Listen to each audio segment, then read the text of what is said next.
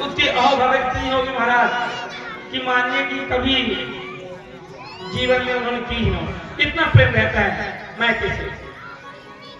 आज प्रभु जी ने जब प्रश्न किया कि भैया ये बताओ, देवी ये बताओ कि निमंत्रण आया कि ऐसे ही बोल उठा जाने के लिए, तो बोले प्रभु पिता के जाने के यहाँ। अरे पिताजी के यहाँ हो रहा है, किसी गैरों के यहाँ नहीं, तो वहां कैसे निमंत्रण? बोले ना सकी, हमें सब जगह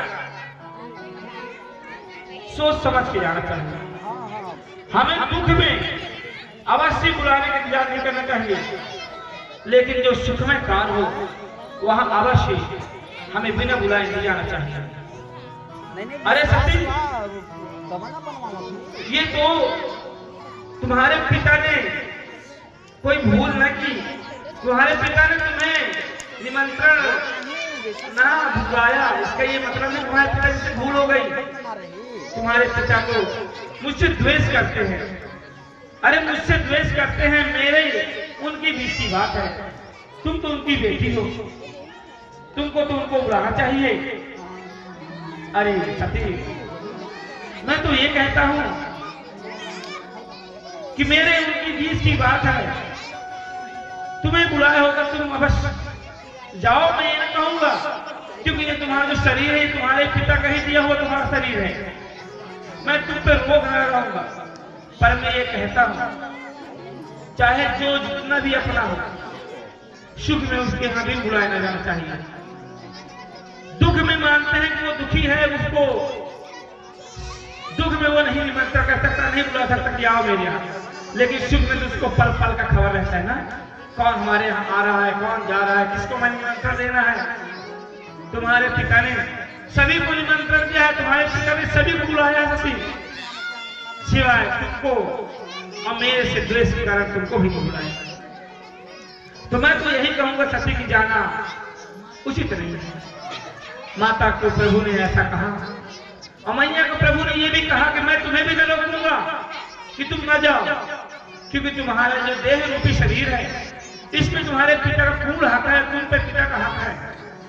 मैं पति हूं, जितना हक मेरे तुम पे है, तुम्हारा हक पिता पे है, पिता का हक तुम पे है। इतना कहे प्रभु अंकल स्वयं अपने समाधि में जाता है। माता सती का प्रेम उमड़ रहा है। सती कहती है, अरे प्रभु स्वामी, इतना ज्यादा बड़ा भव्य यज्ञ है, मंडप है, शायद भूल गए हो। प्रभु ने बोला, सती एक बार तुम चौथी, पांचवी, छठवीं, सातवीं, आठवीं कन्या होगी तो मैं मान लेता, लेकिन तुम सबसे प्यारी कन्या थी, छोटी कन्या सबसे प्यारी थी, वो तुमको कदापि न भूलते। आज मेरे कारण तुम्हें भी नहीं बुलाए। आज प्रभु अंदर ध्यान गए, मैया का पैर कभी कैलाश के अंदर जाता, कभी कैलाश के बाहर। माता अंदर आती तो प्रभु का प्रेम, और प्रभु से बाहर जाती तो पिता का प्रेम, माता का प्रेम, कि मेरी बहन आई होगी, बहुत दिनों बाद मुलाकात होगी, मेरे माता मेरे लिए आभूषण वस्त्र ली, मुझे देगी, बड़ा ही आनंद आएगा।